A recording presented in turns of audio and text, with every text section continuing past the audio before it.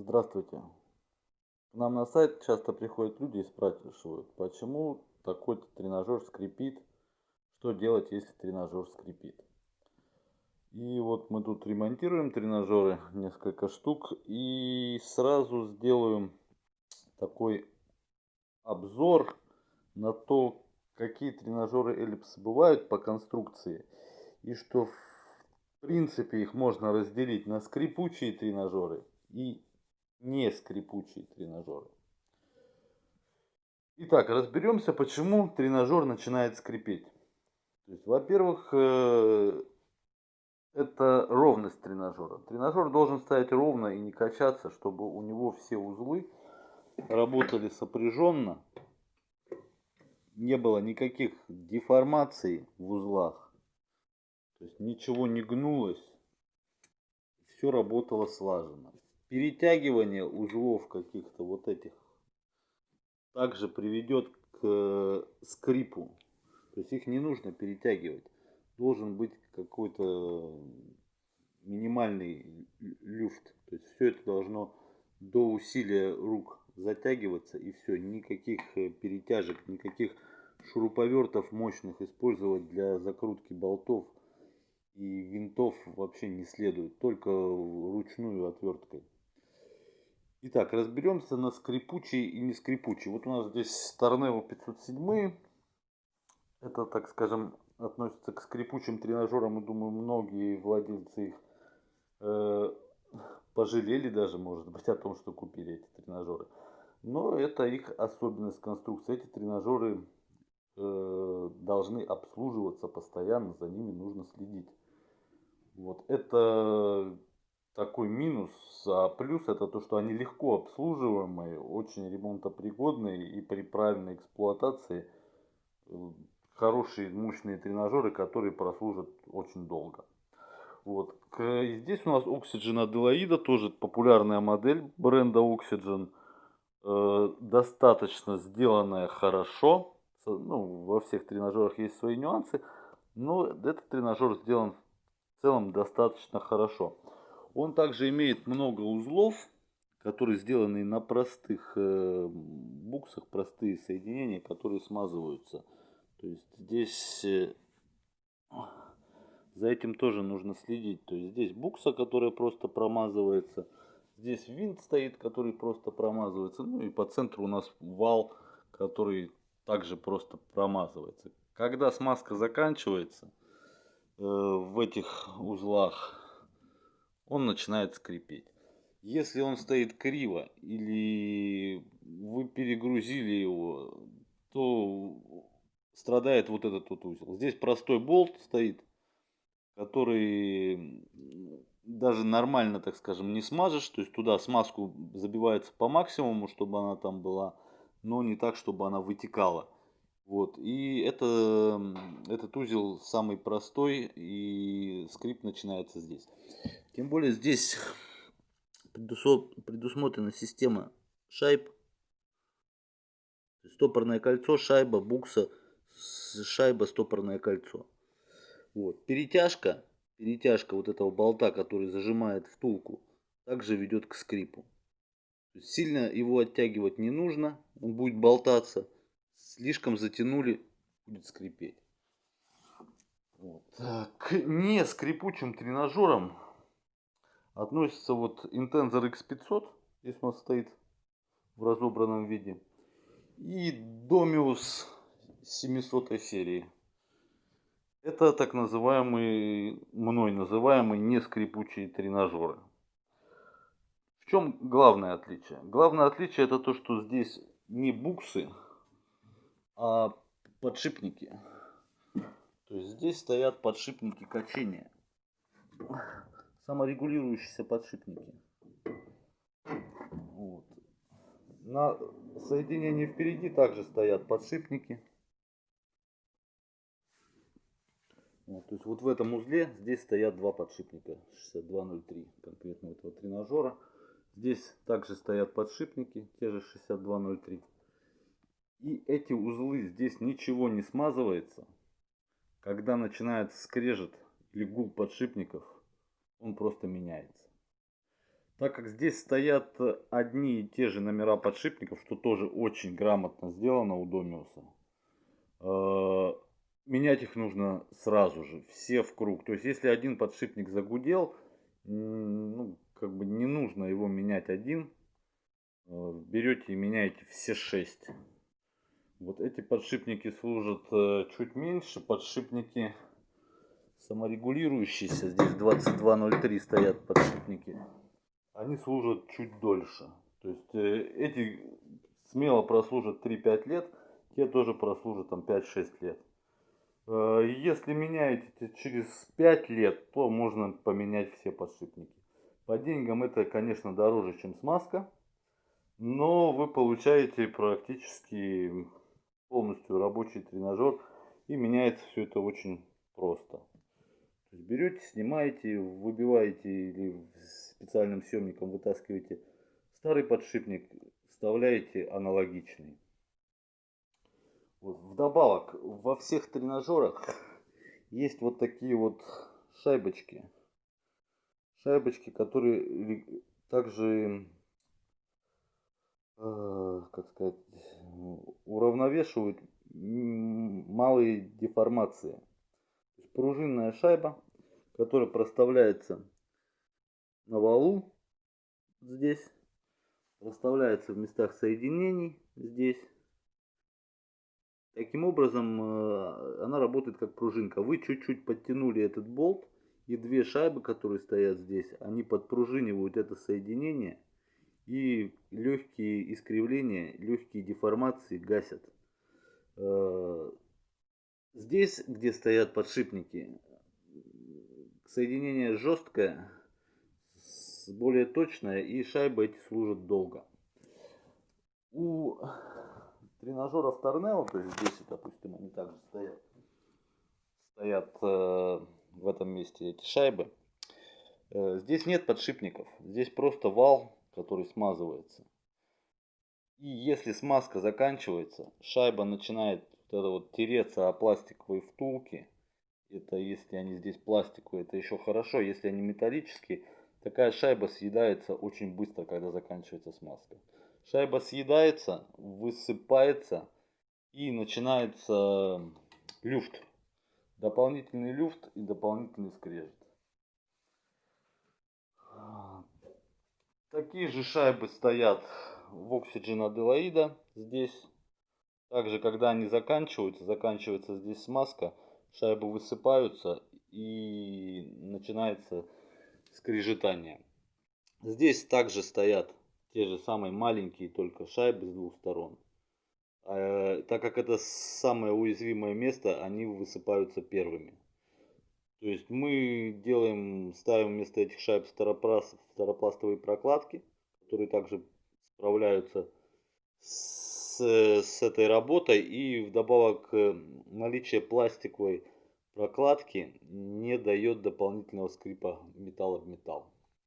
Здесь это можно поставить. Здесь пластиковую прокладку не поставишь, то есть она будет слишком зажата, будет скрипеть. Здесь нужны именно пружинные шайбы. Вот такой вот узел, один из самых тоже нагруженных узлов в тренажерах. То есть у Торнео 507, ну и у многих других тренажеров здесь также сделана простая система. Болт, букса и крепление через болт. Этот узел также является скрипучим. То есть в отличие от самовыравнивающегося подшипника, здесь ничего не выравнивается. Поэтому к этому узлу нужно отнестись с подобающей точностью, даже сказать, очень заострить внимание, так скажем, на нем. То есть закручивать болт до конца, поджимать болт обязательно контрагайкой до конца, так, чтобы этот узел легко вращался сам по себе. Вот здесь никаких деформаций не должно быть. То есть рекомендуем также сделать подкладки под шайбы, второпластовые или пластиковые шайбы, чтобы здесь болт не скрипел металл об металл. Сильно перетягивать этот узел тоже нельзя, потому что если вы сожмете этот металл и сожмете металл лапы, лыжи, то она будут деформации. Рано или поздно она начнет заскрипить. И обратно выпрямить ее уже не получится. Также, если вы слишком тяжелый человек, там 120-130 килограмм, и вот почитали, что этот тренажер выдерживает 130 килограмм, причем это хороший тренажер, который ну, реально выдержит 130 килограмм, а, позанимались полгодика-годик, у вас просто прогнется вот эта вот лыжа, и она начнет скрипеть. Были такие тренажеры, да, которые покупались на запчасти с прогнутыми лыжами. Просто человек вставал на них очень тяжелого веса. И обратно выпрямить уставший металл у вас не получится, он будет скрипеть. Но, как правило, если человек на подобных тренажерах уже занимается, то есть у него начинают скрипеть и изнашиваться вот эти вот узлы, изнашиваться, естественно, эти узлы. И если вы, допустим, покупаете там бэушный тренажер и видите, что у него прогнута лыжа, то смело можете говорить нет, и потому что это металлолом, который в принципе уже пора списывать. Стойка. Стойка тоже имеет большое значение, потому что часто появляется скрип здесь. Причем появляется он постоянно. И если он начал появляться, ну, у тренажеров вот с такой вот системой раскачивания, стойка, она подвержена дополнительному раскачиванию, потому что все здесь закрепляется жестко, здесь все жестко. И болты просто ослабляются. Каждый месяц их нужно проверять и подтягивать. Не в наглую, не перетягивая ни в коем случае. Просто брать и подтягивать. Каждый месяц проверять это дело. А почему нельзя перетягивать? Потому что болты здесь крепятся на пробивной металл. То есть берется кернер, пробивается металл, и в том, что осталось, нарезается резьба, куда вкручивается болт, который держит эту стойку. Если вы его перекрутите сильно, вы сорвете эту резьбу. Сорвали один болт, у вас уже меньше закрепляется стойка. Сорвали 2-3 болта, она уже практически не закрепляется вообще. Можно, конечно, сюда вварить гайку, то есть сточить это, вварить, переделать. Но вы сразу же, когда начнете вваривать, ослабите весь металл. И рано или поздно это тоже приведет к скрипу, к деформациям металла, которые неустраняемые.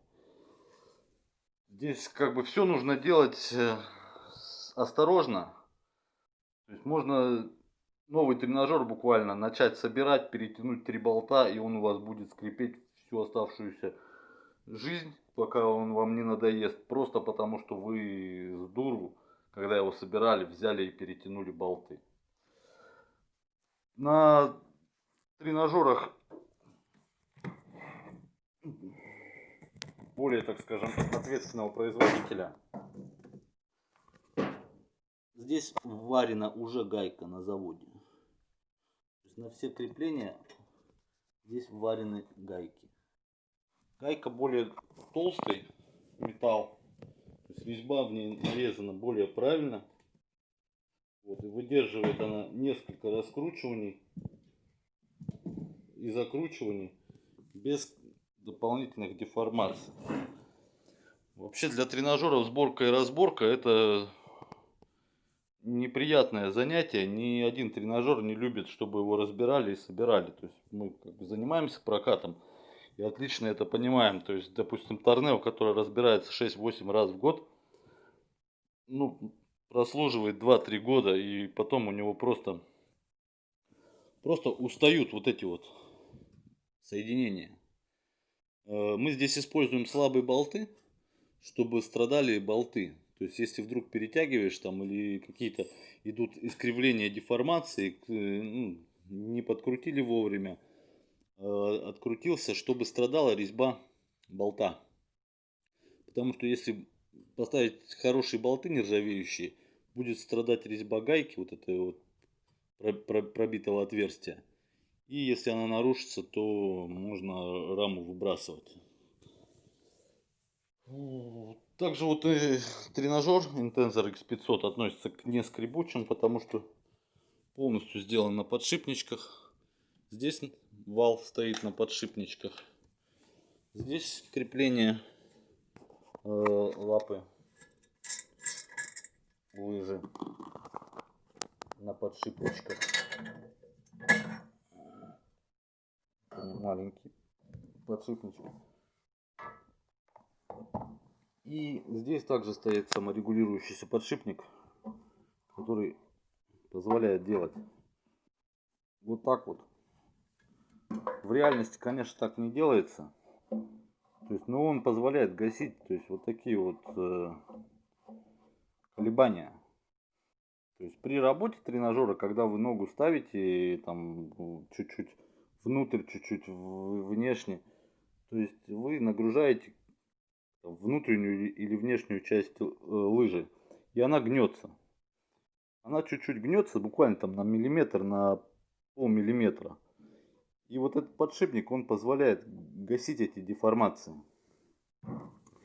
У Oxygen эти деформации не гасятся. Здесь все жестко, как и у Торнео. И если вы встаете вот сюда вот на край лапы, то есть гнете во внешнюю сторону, то возникают деформации. Возникает лишняя проточка, нагружается вот эта вот часть узла, именно внешняя получается, и она истачивается сильнее, чем внутренняя. Либо истачивается одна сторона, другая сторона. В лыже возникают внутренние деформации, которые там через 3-5 лет уже начинают скрипеть, и вы ничего с этим не поделаете. Почему начинают скрипеть новые тренажеры? Ну, просто потому, что вы их собрали неправильно. Вот, потому что либо вы их собрали неправильно, либо на заводе их собрали неправильно, так скажем. Потому что нормально перебранный тренажер, даже который вот там 7 лет отслужил, нормально, если его перебрали, все перезатянули, смазали, он работает тихо и не скрипит. Через 2-3 месяца у него может, да, там от вибраций разжаться болты, раскрутиться, вот, допустим, здесь вот регулируемые поручни, которые тоже дополнительное соединение. Любое дополнительное соединение дает скрип. Чем меньше соединений, тем надежнее. Вот. Соответственно, если у нас стоит подшипник, он сам сделан с большей точностью, чем муфты. Втулки, муфты пластиковые, особенно вот здесь стоят пластиковые муфты, которые быстро изнашиваются. То есть вот этот болт, он вставлен в пластиковые муфты. Они быстро изнашиваются. И изнашиваются неравномерно. То есть здесь начинается люфт. Люфт переходит у нас сюда. Здесь начинается люфт. Люфт переходит сюда. Здесь съедается шайба. Здесь начинается подъедаться букса или болт. И тренажер у нас заскрипел. То есть, соответственно, он начинает расшатывается стойка. Все это взаимосвязано. Тренажер начинает скрипеть. Поэтому каждому узлу нужно подходить с должной ответственностью. То есть, если, допустим, грубо говоря, да, у вас заметили, что тут вылетела какая-то пластиковая деталька, сказали, ай, да ладно, что там, фигня, какая-то одна деталька вылетела. Или вот, допустим, здесь вылетела, когда она рассыпается, эта пружинная шайба, она обычно падает, грязная, в смазке на пол. Ну, заметили, там что-то упало, что-то вытерли, да и фиг с ним, типа, так нормально. А через 2-3 месяца тренажер начинает скрипеть. Вы думаете, да ладно, поскрипит, перестанет. А через полгода он съедает полностью все соединения по кругу и превращается в больший ремонт, чем вы бы просто взяли, заменили бы эту пластиковую муфту. Про взяли и заменили пластиковую муфту, это отдельная тема, потому что не так легко их найти. Можно даже не искать, вот относительно Торнео 507 можно не искать, а обращаться сразу в 3D печать, чтобы вам из нейлона напечатали под размер болта эту муфту. Мы печатаем их сами, потому что из 10 тренажеров Торнео 507 4 размера этих муфт. Отличаются на полмиллиметра. Вот, под каждый тренажер отдельный размер муфт. То есть это все нужно делать по месту. Поскольку само это соединение не является особо точным. Поэтому этот тренажер удешевлен в стоимости. То есть в магазине он стоит гораздо дешевле, чем, допустим, Domius 507. Хотя Domius 507 это вот топовая модель от Decathlon. Они не сильно задрали на него ценник. То есть он стоил по приемлемой стоимости. И в то же время, так скажем, был лучше, чем даже топовые модели Kettler тренажеров. Вот, что еще сказать? Intenser, да, если фирму разобрать, то это тоже, вот это, допустим, X500, да, то есть это средний получается сегмент, но уже сделанный весь на подшипниках. То есть у Domius, если мы возьмем средний сегмент его 500 модели, будут частично на подшипниках, частично на смазке. А если мы возьмем Essential, или там вот эти вот бюджетные версии Domius тренажеров, они все будут на смазке, все будут на соединениях. Потому что подшипники удорожают производство.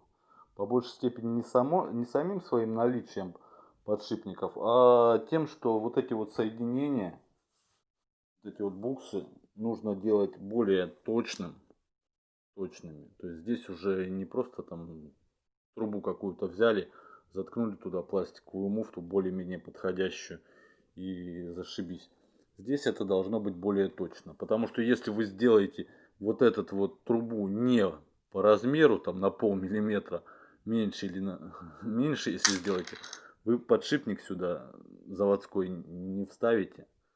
Вот если вы сделаете ее больше на полмиллиметра, то он у вас будет шарохаться и разобьет это соединение. То есть здесь уже нужно более точное производство. Соответственно, это более другие мощности, другие заводы совсем.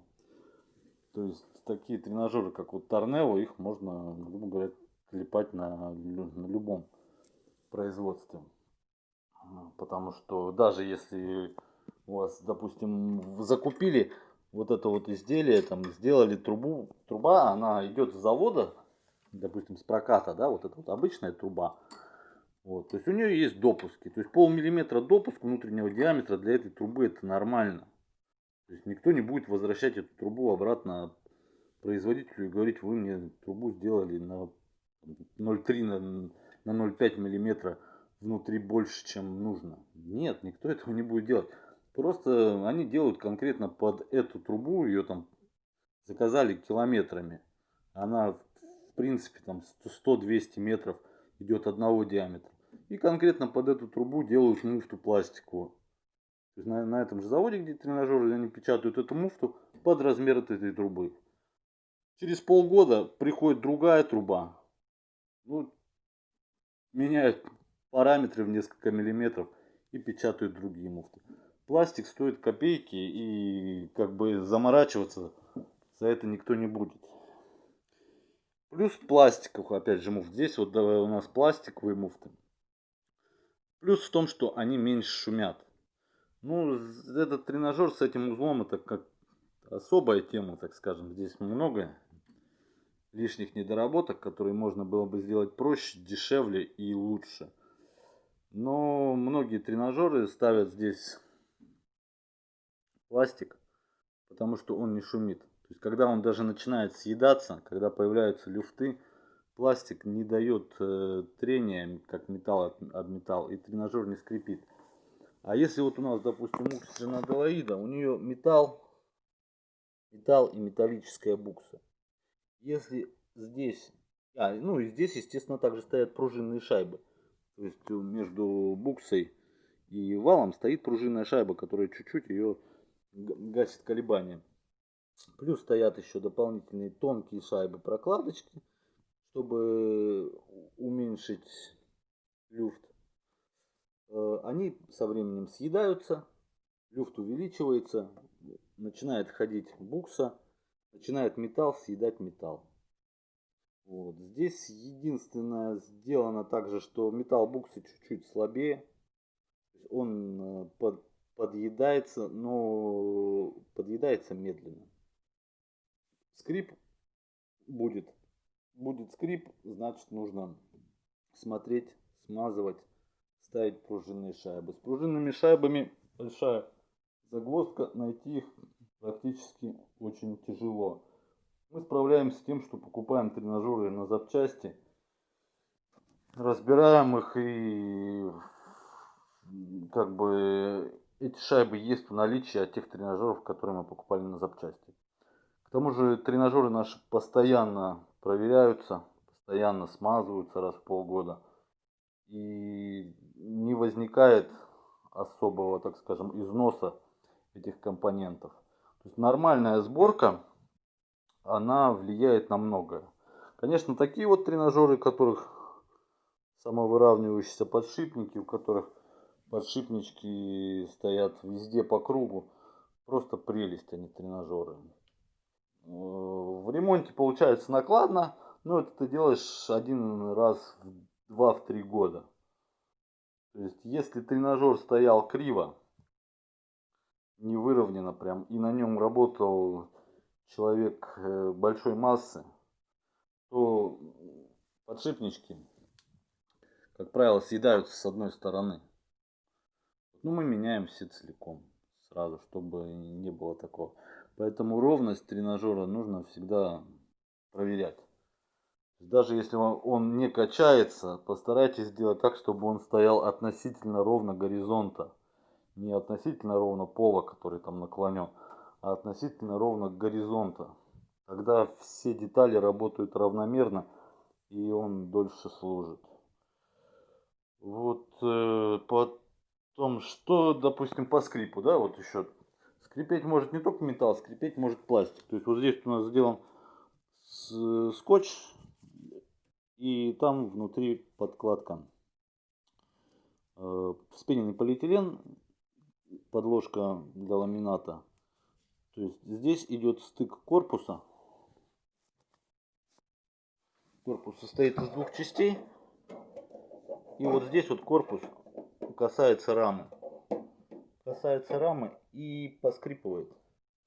Просто от своего соединения. Это вообще как бы не проблема. Это даже нормально, потому что пластик, он скрипит. Но чтобы устранить такие вот последствия, так как при перевозке он часто деформируется. Тренажеры не любят перевозку, еще раз уточнюсь. И чтобы вот эти вот деформации при перевозке сглаживались, мы делаем у многих тренажеров вот такие вот прокладки здесь. То есть здесь, где-то вот здесь вот, где также пластик к раме прикручивается. И это спасает. Еще это спасает от изломов. На чем бы вам показать. То есть, допустим, вот у нас корпус. Вот у него крепление. Крепление болта к раме. Вот, то есть, когда мы его прикручиваем вот сюда, если мы перетянем этот болтик, то вот это вот пластиковое крепление, у нас просто лопнет, если мы его сильно перетянем.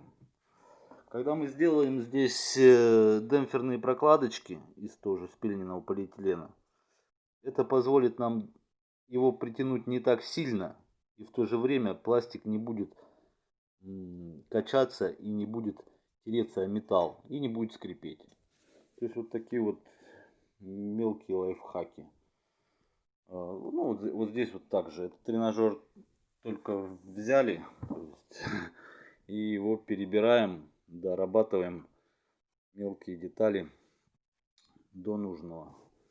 Вот. Про интензор что могу сказать? Здесь хорошая система натяжения болтом. Опять же, вот система натяжения. Болтом это хорошая система натяжения, но это означает, что раз в год вам надо туда залазить и смотреть натяжение ремня. Если оно слабое, то нужно болт этот подкручивать.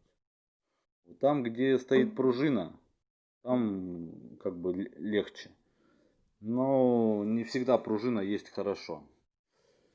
Вот, допустим, в Oxygen стоит пружина, но она немножко неправильно стоит. И вот этот ролик натяжителя ремня у них искривлен из-за системы натяжения. Поэтому здесь также подшипники в ролике. Вот. И если он искривлен, то идет дополнительная выработка. И со временем ролик начинает скрипеть. То есть тоже нужно это дело менять. Вот. По переборке, допустим, вот фирма Oxygen в последнее время славится тем, что любой тренажер купленный, будь то бэушный или новый, нужно разобрать, все пересмотреть, все перетянуть, и тогда он будет работать долго. Потому что очень часто возникают, так скажем, когда покупаем тренажеры, даже на запчасти, вот тренажеры 2-3-летней эксплуатации, и выясняется, что у них ну, проблемы с ремнем, проблемы с тем же подшипником, проблемы с подшипниками маховика. То есть пошел износ за 2-3 года, как бы износ подшипников маховика и приводного колеса. Это, ну, то есть человек занимался прям постоянно, каждый день эти 2-3 года. Либо это что-то было неправильно сделано. Если, допустим, вы самостоятельно собираете вот эти вот компоненты, да, когда к вам приходит тренажер, и здесь ваша ответственность за то, чтобы вы их собрали правильно, ничего не перетянули, ничего не поломали, поставили вот эти вот пластиковые шайбочки, да, случайно здесь не раскрутили, все не разбросалось, потом потеряли какую-то стопорное кольцо или пружинную шайбу и сказали, ай, ладно, пойдет и так, поработает же, никуда не денется, гарантия есть. Вот. И это ваша вина, то, что собрано внутри, то собрано на заводе, даже не в магазине, а собрано на заводе, приходит целиком, туда никто не заглядывает. И если через 2 года у вас возникли какие-то проблемы с тем, что внутри что-то заскрипело, застучало, ну, это означает, что на заводе кривыми руками собрали или поставили заведомо бракованные детальки. А заведомо бракованные детальки здесь можно, ну, допустим, вот этот вот ось. Человек на заводе взял, закрутил ее чересчур сильно, сорвал резьбу. Блин, сказал, ну чё, да ладно, фиг с ним. Поставил туда какую-нибудь шайбочку, еще раз прикрутил, все запаковал и отправил. Это такая мелочь вылезет через год. Вылезет через год, начнет люфт маховика, начнет люфт ремня, ну, может, ремень слетит.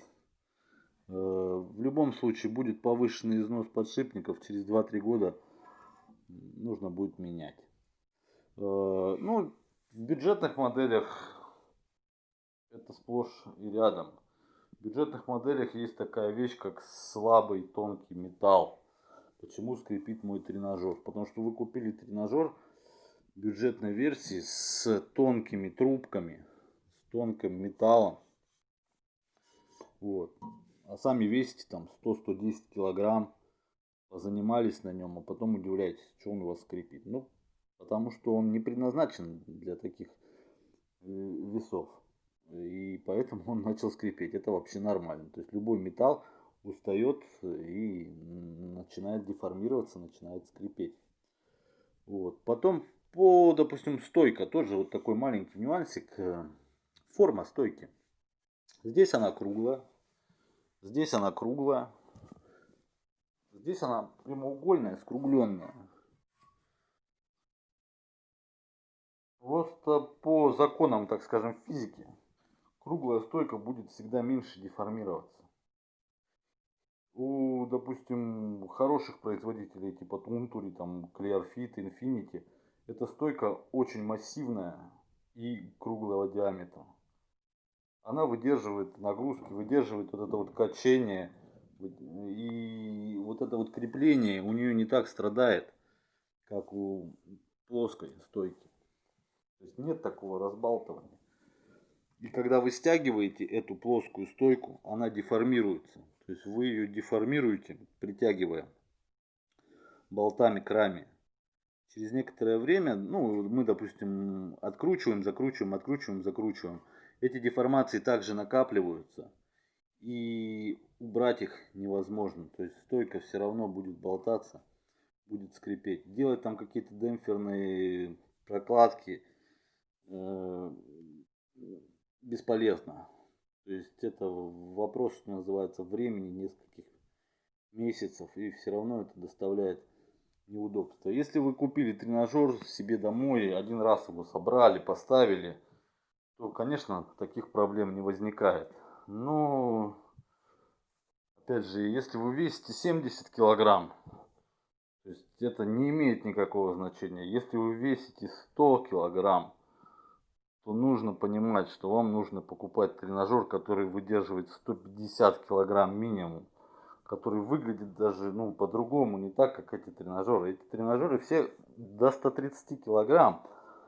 И ну, несмотря там, на то, что здесь толстый металл, реально толстый, вы понимаете, что эта вещь там, на 2 килограмма тяжелее, чем вот эта вот вещь. То есть это означает, что металл здесь толще, Домиус, чем у Торнео. Так же, как вот здесь, допустим, несмотря на то, что вот это вот выглядит толще, чем у Интензора. У Интензора эта штука весит больше, чем вот это. То есть, когда вы ее разбираете и поднимете сначала одну, сначала другую, то есть сразу понятно, из какой толщины сделан металл. И в магазине, возможно, это, конечно, тяжело сделать. То есть вы не попросите там продавца разобрать и показать, насколько он тяжелый. Это, ну, как бы тяжело оценить реально, потому что, допустим, вот мы видим один размер, вроде она такого же вот размера, как вот это вот, как у Домиуса, ну, похоже, абсолютно похожий, ровный квадрат, ну, все то же самое, но толщина металла разная. Внутрь вы не заглянете никак, ну, не увидите. То есть максимум это, да, вот взять, разобрать и поднять. То есть и понимаете, что если металл толще, то запас его гораздо выше. То есть этот тренажер с меньшей вероятностью начнет скрипеть. Ну, в принципе, как бы все основные моменты указаны. Поэтому не бойтесь, покупайте тренажеры. Если ваш тренажер скрипит, это не значит, что вы там выбрали плохую марку или там что вам что-то подсунули. Скрипеть может как тренажер, там за 15 тысяч вы купите, так и за 80 тысяч начнет скрипеть тренажер. Чаще всего это сборка тренажера в магазины, допустим, предлагают вам сборку. Потому что говорят, что вот мы соберем как положено, там, чтобы у вас тренажер прослужил гарантию. Во-первых, они сами в этом заинтересованы, потому что да, дают год, там 2 года гарантии на некоторые тренажеры. То есть, допустим, на тренажеры, которые смазываются, дают, как правило, год гарантии. Потому что через год даже та смазка, которая в изобилии на производстве туда напихана, она все равно отработает. То есть нужно через год разбирать все эти узлы, прочищать и наносить новую смазку. Тренажеры, которые на подшипниках, даже там, если там самые маленькие подшипники, 6000 там стоят, тонкие, они все равно 2-3 года отработают без проблем, если правильно собраны. То есть и поэтому производитель, магазин, так скажем, особо не парится, он знает, что эта вещь, если собрана нормально, то она реально там 3 года у вас отработает, даже если каждый день будете заниматься. И они смело дают гарантию. А потом уже, естественно, все это начинает отрабатывать свой срок службы, это все требует замены. Это обращайтесь в сервисный центр, обращайтесь к мастерам, которые занимаются ремонтом. Или сами своими ручками там разобрали. Особенно если на подшипниках ничего сложного нет. Все ключи обычно в комплекте. Болтики открутили, сняли, подшипник изъяли, там выбили или съемником для подшипников вытащили. И вставили аккуратненько новые подшипники, которые в свободной продаже есть. Все пронумеровано, все понятно.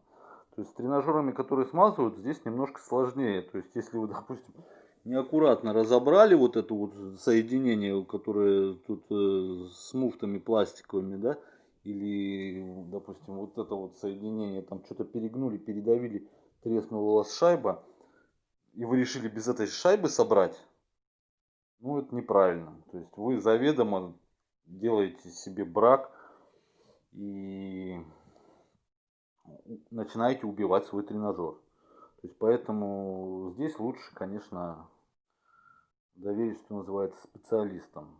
Потому что, ну, так- такие вещи либо очень аккуратно и очень просматривать. Опять же, смотря каким специалистам. То есть в магазине собирают простые ребята, которые там, у которых просто руки могут, могут крутить болты. То есть это не какие-то там специалисты с завода, производители. Это хорошо, если человек работает долго в этом магазине, да, который этих тренажеров там перевидел десятки моделей и знает, да, или там работает в том числе еще в сервисном центре и знает, что ага, вот здесь надо докрутить, вот здесь надо не докрутить. Ну, как правило, это простые ребята, которые берут инструкцию и собирают по инструкции так же, как бы вы это сделали дома. Вот, поэтому они могут сделать те же самые грехи, которые вы сделаете вы. То есть, допустим, вот здесь вот у Oxygen стоит в гравера пружинная шайба, которая гасит деформации. То есть стойка раскачивается, эта пружинная шайба гасит мелкие деформации и не дает болту так сильно раскручиваться. У Торнео нет таких пружинных шайб. Вот такая вот элементарная мелочевочка. Здесь такой нюансик. Если болтик чуть-чуть подраскрутился на этой даже пружинной шайбе, может скрипеть сама эта шайба. И скрип вылечится просто, если вы возьмете, чуть-чуть оттянете и обратно притянете болт. Ну, все 4 соединения, это надо раз в месяц проверять. И все, тренажер у вас не скрипит. Здесь в заводском комплекте нет таких пружинных шайб. Соответственно, она от качения болты раскручиваются быстрее и тренажер начинает скрипеть. Тем более, как вы видели, там уже обычная резьба в пробитом металле. То есть, если вы качаете эту стойку с болтом внутри, который прослаб, вы разбалтываете ту резьбу, которая внутри, и нарушаете целостность вообще конструкции. То есть обязательно раз в месяц вот эти вот на любом тренажере вот это вот проверяйте затяжку болтов. Затяжку болтов здесь, затяжку болтов здесь. Проверяйте, что стопорные кольца стоят здесь нормально. То есть здесь бывает ослабевает стопорное кольцо, вылетает. То есть, ну, такие. На лапах. Вот эти элементарные болты. У нас был случай у тренажера.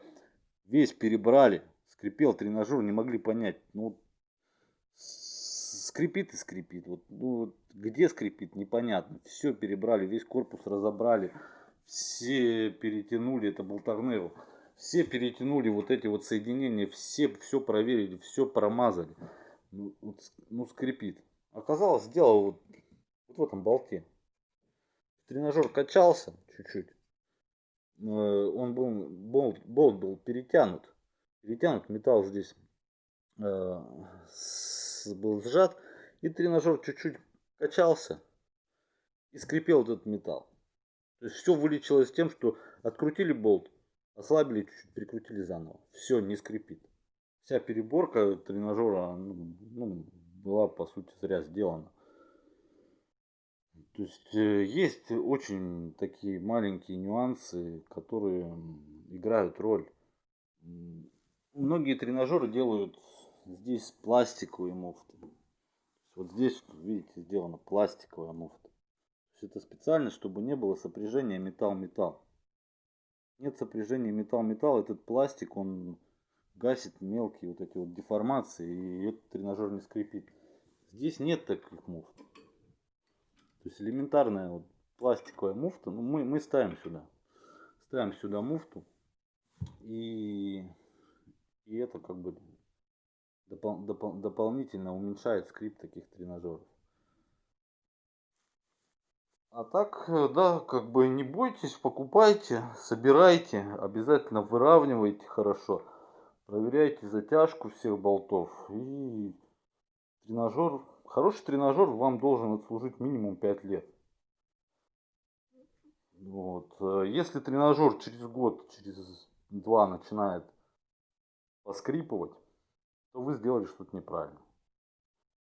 Либо вы выбрали тренажер заведомо слабый под свой вес, либо вы установили его неправильно, поставили его криво и не заморачивайтесь за это. Вы не проверяете затяжку болтов,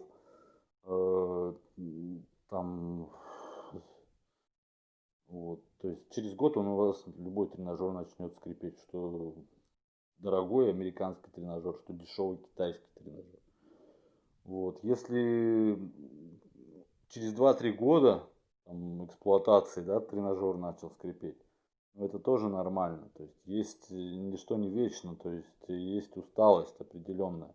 Нужно выяснить, какие узлы устали, отработали, и заменить их, и дальше пользоваться тренажером. Как вариант, конечно, можно продать этот тренажер, купить новый тренажер, если вообще не хотите за ним, ну, заморачиваться. Почему, допустим, вот у нас Домиус 700, да, вот, допустим, ну, новый он, такой тренажер будет стоить порядка 40-45 тысяч рублей, да, вот. Обслужить этот тренажер полностью будет стоить 10-12 тысяч рублей. Может быть, конечно, ну, с учетом работы, с учетом всех комплектующих, то есть вот этих вот подшипничков, то есть это вот это 300 рублей, да, там 600 рублей, 600 рублей. Здесь там от 500 до 1500 в зависимости от качества подшипника. Там тоже, то есть здесь там уже 600 рублей, 600 рублей, 600 рублей ремень поменять, если он там истерся, износился, тоже там где-то порядка 1000 рублей. Плюс работа, ну, получается 10-12 тысяч. Но тренажер получается новый. То есть тренажер практически новый. Если вы весом до 100 килограмм, металл у вас здесь не перегрузился, ничего не перетянуто, нигде. Единственное, что вот у Домиуса вот этих моделей они сделали пластиковые вот эти вот регулируемые ножки, которые ломаются. Потому что нагрузка идет на пластик. Не на металлическую опору идет нагрузка, а на пластик. Это вот огромный недостаток. Единственный недостаток. Вот. И опора ломается. То есть, если у вас такой тренажер и неровный пол, то есть рекомендуем не регулировать, регулирую ножкой тренажер, а подкладывать. Подкладывать прям под опору что-то, что изменит высоту. У Торнео и у Oxygen это здесь ножки, которые крепятся к металлу на резьбе и нагружают металл. То есть пластик здесь не страдает никаким образом. Самая простая, несмотря на то, что это как бы среднесегментная модель, вот такая вот система используется в самых простых и дешевых тренажерах. Но она колоссально надежная. То есть просто пластиковая опора с разным диаметром. Вы ее вращаете и подбираете нужный диаметр, чтобы тренажер не качался. Это, наверное, самое простое и правильное решение для таких вещей. Ну, естественно, конечно, ну, как бы это не совсем удобно, да, то есть вы царапаете немного пол, когда прокручиваете это. Опять же, если вы используете там коврики специальные или